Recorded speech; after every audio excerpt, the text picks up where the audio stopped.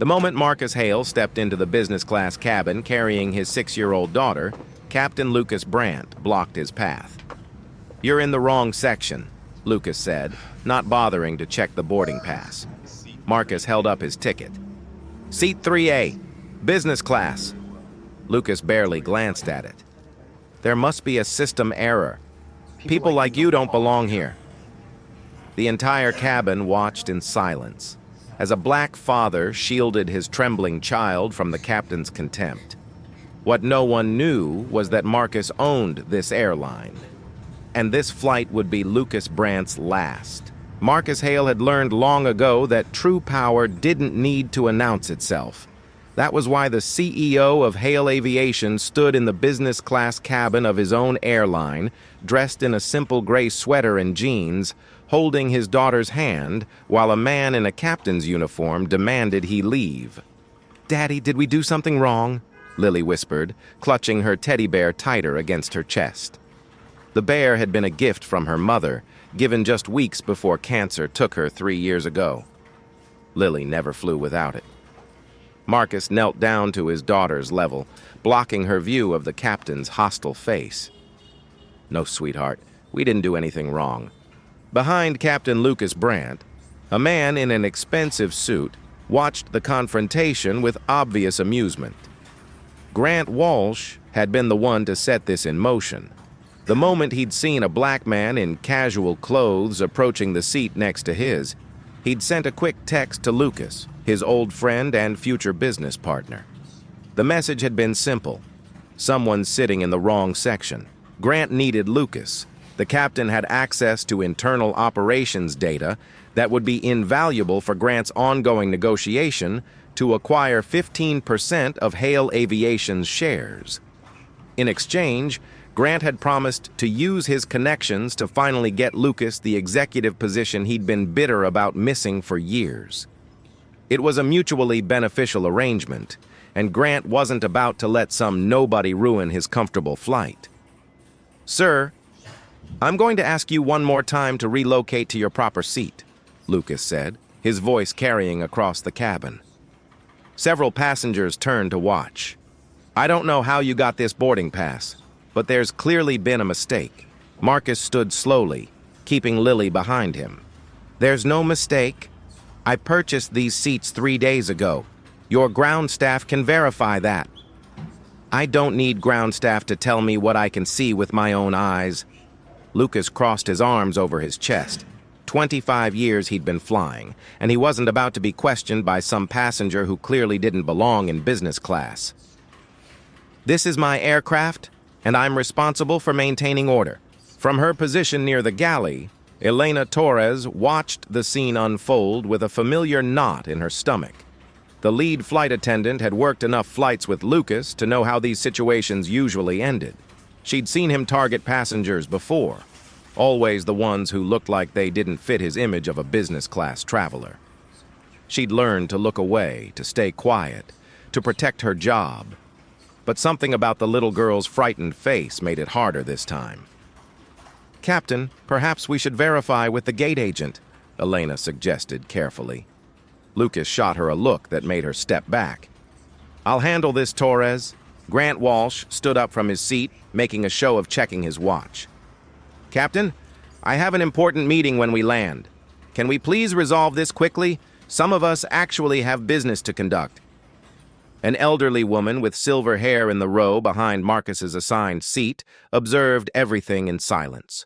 Dorothy Palmer had spent 30 years with the FAA before retiring, and she recognized abuse of authority when she saw it. But like everyone else in the cabin, she remained quiet, watching to see how this would unfold.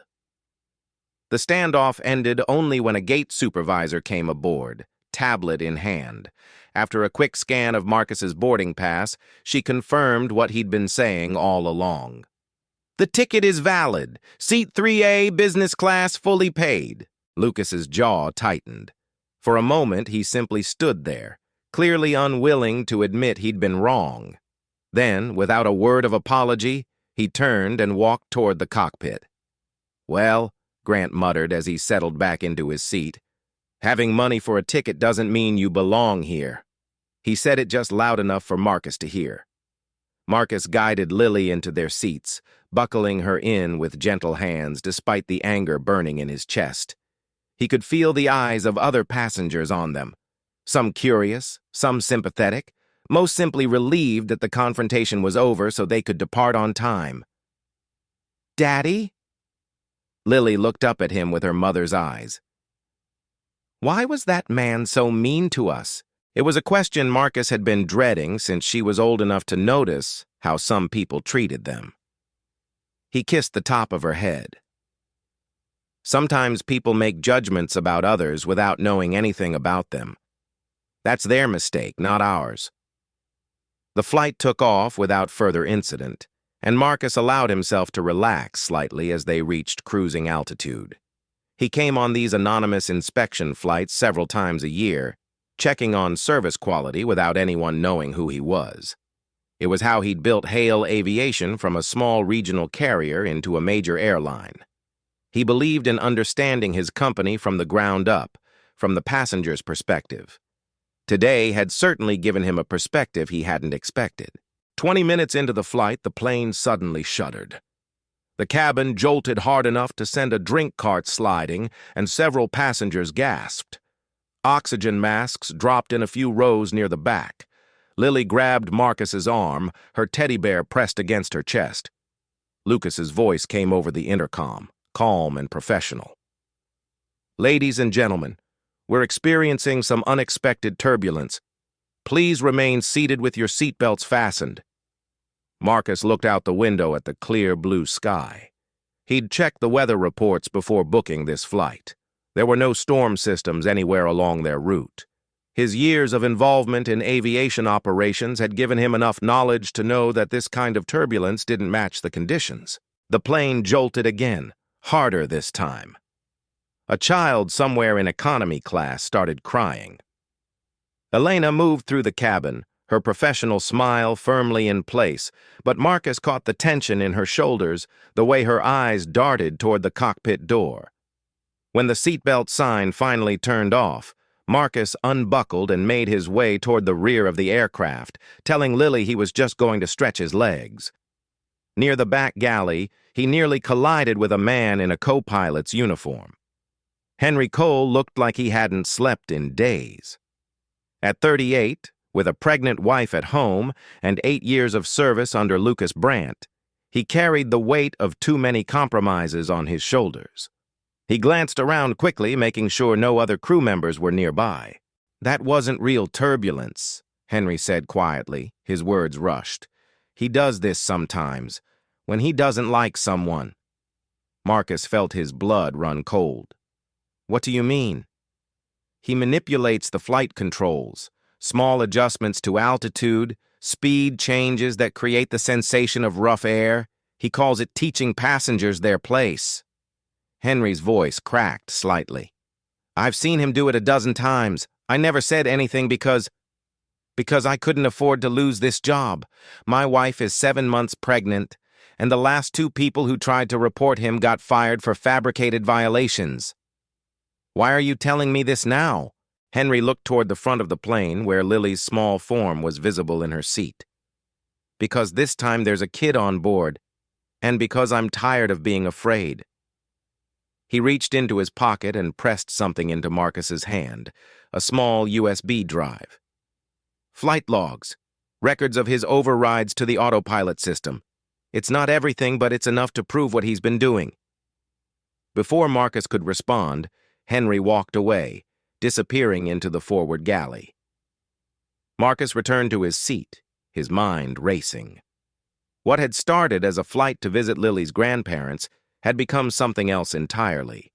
The USB drive felt heavy in his pocket, weighted with evidence of a pilot who was using a commercial aircraft as his personal weapon. Lily had fallen into a restless sleep, her teddy bear tucked under her chin. Marcus watched her for a long moment, thinking about all the passengers on all the flights Lucas had tormented, thinking about the crew members too afraid to speak up, thinking about what could happen if a man that unstable ever truly lost control. He'd built Hale Aviation to be something he was proud of, an airline that treated every passenger with dignity regardless of who they were or what they looked like. Learning that one of his own captains had been terrorizing passengers while Grant Walsh's connections protected him from consequences made Marcus feel something he rarely experienced anymore: genuine rage. The plane shuddered again, and this time Marcus knew it wasn't weather. He made his decision. He wasn't just going to report this when they landed. He was going to document everything that happened for the rest of this flight. And then he was going to tear down every corrupt structure that had allowed Lucas Brandt to abuse his power. Marcus activated the recording function on his smartwatch, a feature he'd had custom installed for exactly these kinds of anonymous inspections. Then he settled back in his seat and waited. Dorothy Palmer caught his eye from the row behind him. The elderly woman gave him an almost imperceptible nod, as if she understood exactly what he was preparing to do. The real flight was just beginning. For the next hour, Marcus watched and recorded. Lucas made 3 trips through the cabin, each time slowing as he passed Marcus's row, each time followed within minutes by another bout of unexplained turbulence. The pattern was unmistakable once you knew what to look for. The captain would walk by, exchange a knowing glance with Grant Walsh, return to the cockpit, and moments later the plane would shudder. The flight attendants moved through the aisles with practiced efficiency, but Marcus noticed how they avoided looking directly at passengers during the rough patches. Elena Torres kept her eyes fixed on her tasks, never once glancing toward the cockpit door. The other crew members did the same. It was the choreography of people who had learned that seeing nothing meant having nothing to report. Lily woke during the 3rd episode of Turbulence, tears streaming down her cheeks. She pressed her face against Marcus's chest, her small body trembling. "I want to go home," she whispered. "I don't like this plane." Marcus held her close, stroking her hair the way her mother used to do. He began humming softly, a lullaby that Sarah had sung to Lily every night before bed. The melody caught in his throat, but he kept going until Lily's breathing slowed. Dorothy Palmer leaned forward from her seat. "Is she all right?" The elderly woman's voice was gentle, concerned. She reached into her purse and produced a small tin. "I have some peppermints. They help with the motion sickness. My granddaughter swears by them." Marcus accepted the candy gratefully. "Thank you. That's very kind." "She's a brave little girl." Dorothy's eyes held something more than casual sympathy. "And she has a brave father. Not many people would have stood their ground the way you did earlier." Before Marcus could respond, the seatbelt sign illuminated again with a harsh ding. Lucas's voice filled the cabin, professionally detached.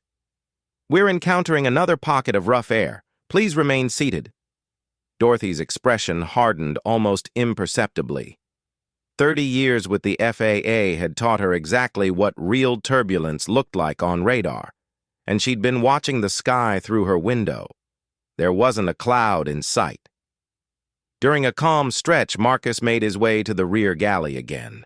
He found Henry Cole standing alone, mechanically arranging coffee cups that didn't need arranging. "The data on that drive," Marcus said quietly. "How far back does it go?" Henry glanced toward the curtains, separating them from the main cabin. 2 years. At least 12 flights with documented anomalies. Sudden altitude changes, unexplained turbulence events, all of them correlating with passengers Lucas had conflicts with. His hands shook slightly as he set down a cup. There were complaints, passengers who suspected something was wrong, but they all got buried. "How?" "Grant Walsh." Henry's voice dropped even lower. "He's been working on some kind of deal to buy into the airline. Lucas feeds him information about operations, routes, internal numbers, things that would give Walsh an edge in negotiations. In exchange, Walsh uses his connections on the board to make problems disappear. The 2 crew members who tried to file reports, Walsh got them terminated. Officially, it was for procedural violations, but everyone knew the real reason." Marcus felt the weight of the USB drive in his pocket. "And no one else has tried to stop this?" "Who's going to try?" Lucas has 25 years of seniority. Walsh has money and influence. The rest of us have mortgages and families. Henry's voice cracked. I told myself I was just trying to survive. Keep my head down until Lucas retired. But then today happened, and I saw that little girl's face, and I realized I've been a coward. You're not a coward, Marcus said. You're talking to me now. That takes courage. Henry shook his head. Courage would have been speaking up years ago before anyone got hurt. He straightened his uniform, composing himself. Whatever you're planning to do with that evidence, do it fast. Lucas is getting more erratic. I've never seen him this aggressive on a single flight. Marcus returned to his seat to find Grant Walsh standing in the aisle, blocking his path. The investor had a glass of whiskey in his hand and a smirk on his face. Taking a lot of walks for someone in business class, Grant observed. Most people up here actually enjoy the amenities, but I suppose you're more used to economy. Marcus said nothing, simply waiting for Grant to move. Grant didn't. Instead, he looked past Marcus to where Lily sat clutching her teddy bear. Cute kid. First time in the front of the plane, sweetheart? It's okay. You'll get used to going back to where you came from soon enough. Lily looked up at the man towering over her seat. Her lower lip trembled, but she didn't cry. Instead, she spoke in a small, clear voice. You're wrong. My daddy says everyone deserves to be treated nicely. And my mommy said when you see something bad, you have to speak up. Grant's smirk faltered. For a moment, he seemed genuinely thrown by the 6-year-old's quiet defiance. Your mother should have taught you to mind your own business, he muttered, but the confidence had left his voice. He stepped aside, letting Marcus pass. Marcus slid into his seat and wrapped an arm around his daughter. I'm proud of you, he whispered. Was that okay, Daddy? Mommy always said to be brave. It was perfect. Mommy would be so proud. The intercom crackled to life. Lucas's voice came through, but there was an edge to it now, a barely contained fury. Ladies and gentlemen, we're receiving reports of weather systems ahead. We'll need to make some significant altitude adjustments. Please ensure your seatbelts are securely fastened. Marcus looked out the window. The sky remained perfectly clear. The plane's nose dropped sharply. Passengers screamed as the aircraft dove, the sensation of weightlessness making stomachs lurch. Coffee cups flew from tray tables. A woman in the row ahead clutched her armrest so hard her knuckles turned white. Children wailed throughout the cabin. Oxygen masks deployed across multiple sections, yellow cups dangling and swinging with the aircraft's movement. The emergency lighting flickered on, bathing everything in an eerie glow. Lily screamed, burying her face in her teddy bear. Marcus held her tight, his body curved protectively over hers. Elena Torres stumbled down the aisle toward the cockpit, grabbing seatbacks for support. She pounded on the door. Captain! Captain, what's happening? No response came from behind the reinforced door. Dorothy Palmer had braced herself against her seat, but her eyes were sharp, calculating. She'd seen emergencies before, real ones. This had the fingerprints of human intervention all over it. The plane leveled out as suddenly as it had dropped, leaving passengers gasping and crying. Someone in economy was having a panic attack. A flight attendant rushed past with an oxygen tank. Marcus made a decision. He turned to Dorothy. Can you watch my daughter for a few minutes? The elderly woman didn't hesitate. She unbuckled and moved to the seat beside Lily, putting an arm around the trembling child. Go. Do what you need to do. Thank you. Marcus squeezed Lily's hand. Stay with Mrs. Palmer, sweetheart. Daddy has to take care of something. Daddy, don't go. Lily's eyes were wide with fear. I have to, baby. But I promise I'll be right back. And I promise I'm going to make sure this never happens again. To anyone. Marcus walked toward the cockpit with purpose in every step. Elena moved to intercept him. Sir, you can't go up there. It's a restricted area. Marcus lowered his voice so only she could hear. My name is Marcus Hale. I own Hale Aviation and I own this aircraft. Your captain is endangering 200 lives because he can't handle being told no. I have evidence and I have the authority to stop this. Elena's face went through a rapid succession of emotions. Disbelief, then shock, then something that looked almost like relief. She stepped aside. Marcus knocked on the cockpit door. "Captain Brandt, open this door." Seconds passed. Then the door swung inward. Lucas stood in the doorway, his face flushed with anger. "What the hell do you think you're doing? This is a federal offense. I'll have you arrested the moment we land." "No," Marcus said calmly. "You won't. I am the captain of this aircraft. My word is law up here. You're nothing but a passenger who got lucky with a business class ticket." "I'm Marcus Hale. I'm the CEO of Hale Aviation. Every plane in this fleet, including this one, belongs to me. And you've been using my aircraft to terrorize passengers while your friend Grant Walsh covers up your crimes in exchange for insider information." The color drained from Lucas's face. Behind him, Henry Cole sat frozen at the co-pilot's station. "That's ridiculous," Lucas sputtered. "You're insane. You can't prove any of that." Marcus held up his smartwatch. "I've been recording since before we took off. I have audio of you refusing to check my boarding pass, video of you walking through the cabin before each turbulence event, and I have 2 years of flight data showing your unauthorized overrides to the autopilot system." Lucas's eyes darted to Henry. You gave him something." Henry didn't look away. "I gave him the truth." "You ungrateful little traitor." Lucas's voice rose to a shout. "I made your career. I could have had you fired 100 times over, but I protected you." "You threatened me," Henry said, finally finding his voice. "You threatened all of us. That's not protection. That's abuse." Lucas's composure shattered completely. He grabbed the yoke with both hands. "You think you can destroy everything I've built? 25 years I've given to this industry. 25 years, and they passed me over for promotion again and again, while idiots with half my experience got corner offices." His knuckles went white on the controls. "If I'm going down, everyone on this plane is going down with me." "Lucas, don't!" Henry lunged from his seat. The plane lurched violently to the left. Screams erupted from the cabin behind them. Marcus grabbed the doorframe to keep from falling. Henry wrestled with Lucas, trying to pull his hands from the controls. "Emergency Protocol 7. I'm invoking captain incapacitation under federal aviation regulation." "Get off me!" Lucas swung an elbow, catching Henry in the jaw. Marcus dove forward, helping Henry restrain the thrashing captain. Together, they pulled Lucas away from the controls. Henry immediately slid into the captain's seat, his hands moving over the instruments with practiced precision. "I have the aircraft," Henry announced, his voice steady despite the chaos. "Autopilot re-engaging.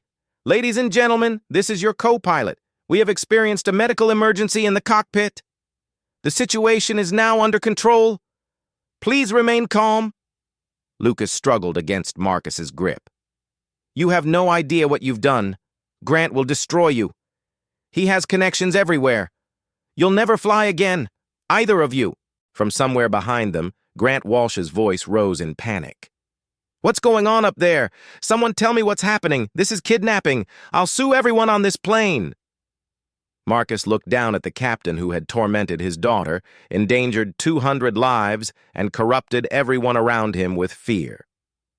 Lucas Brandt had spent 25 years believing his uniform made him untouchable. He was about to learn how wrong he was. Henry Cole flew the aircraft with steady hands for the first time in 8 years.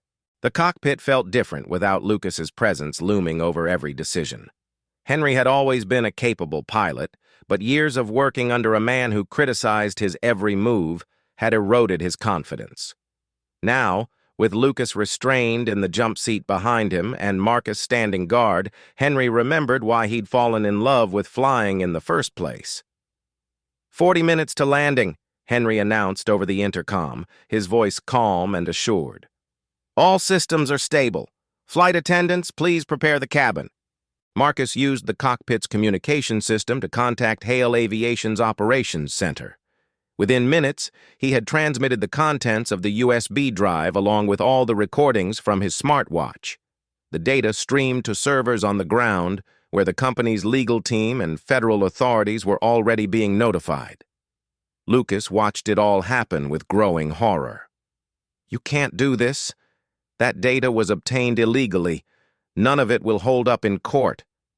"It was obtained by a concerned employee and documented by the aircraft's owner during a legitimate safety inspection," Marcus replied without looking at him. "Every lawyer at my company will tell you the same thing. Grant will fight this. He has connections you can't imagine. Senators, board members, people who owe him favors. Grant Walsh is about to have much bigger problems than saving your career." In the cabin, Elena Torres moved through the aisles, checking on shaken passengers. When she reached business class, she found Dorothy Palmer still sitting beside Lily, the elderly woman's arm wrapped protectively around the little girl.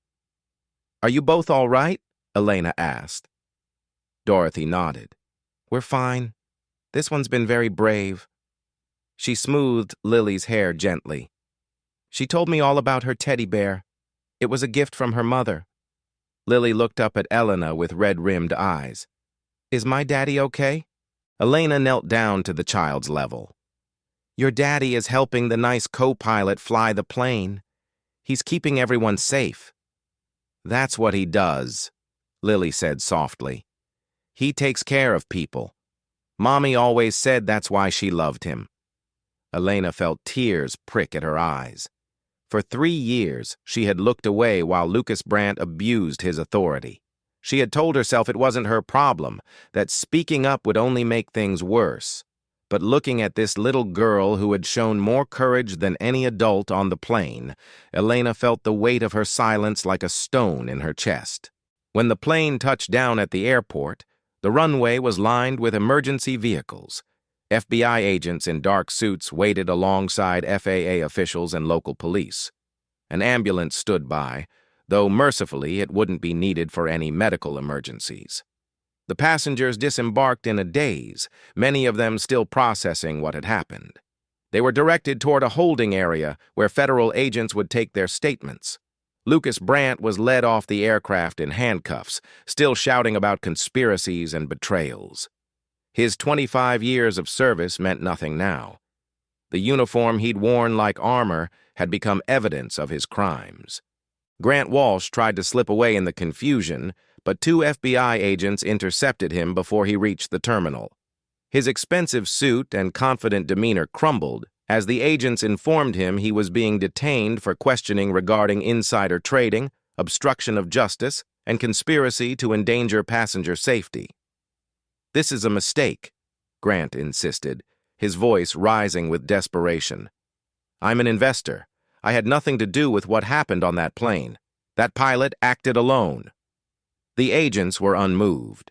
They had already received the transmitted data showing years of communications between Grant and Lucas, including explicit discussions of covering up complaints and terminating whistleblowers. Inside the terminal, a makeshift investigation center had been established.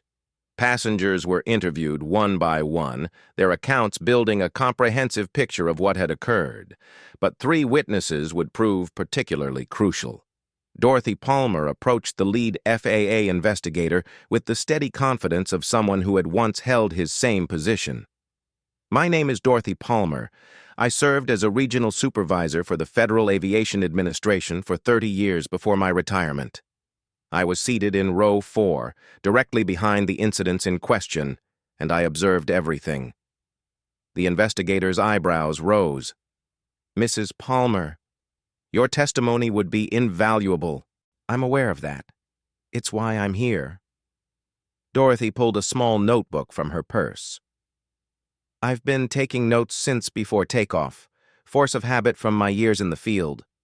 I can provide detailed observations of Captain Brandt's behavior, the timing of the fabricated turbulence events, and the clear conditions outside that contradicted his weather claims." The second witness came as more of a surprise. Elena Torres walked into the investigation area carrying a worn leather journal. "I want to make a statement," she said, her voice trembling but determined.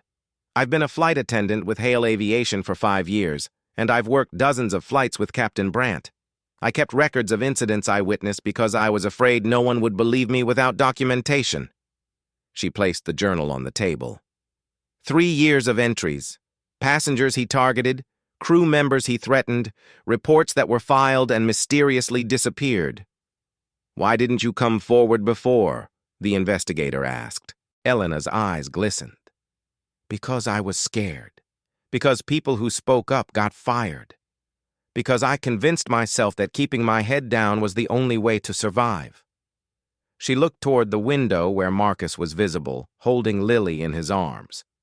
"Today, I watched a 6-year-old girl stand up to a grown man who was bullying her father. If she could find that courage, what excuse do I have?" The third witness was a young man in his late 20s who had been seated in economy class. He introduced himself as Daniel Foster, an attorney from Chicago. "I recorded video on my phone from the moment Captain Brandt first confronted Mr. Hale at the gate," Daniel explained.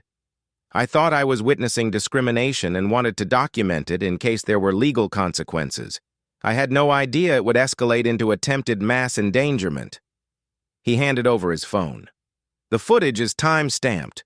It shows everything from the initial confrontation through the chaos when the plane started diving."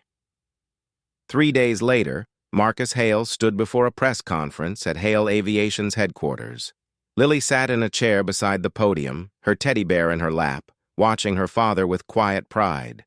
"What occurred on Flight 742 was a failure of systems I am responsible for maintaining," Marcus began. "A captain abused his authority for years while protected by corruption and fear. Employees who tried to speak up were silenced. Passengers were endangered. This happened on my airline, and I take full accountability for the environment that allowed it." He outlined the findings of the investigation. Lucas Brandt's pilot license had been permanently revoked. He faced federal charges including reckless endangerment, assault, and making terroristic threats. His threat to crash the aircraft had been recorded and would feature prominently in his prosecution.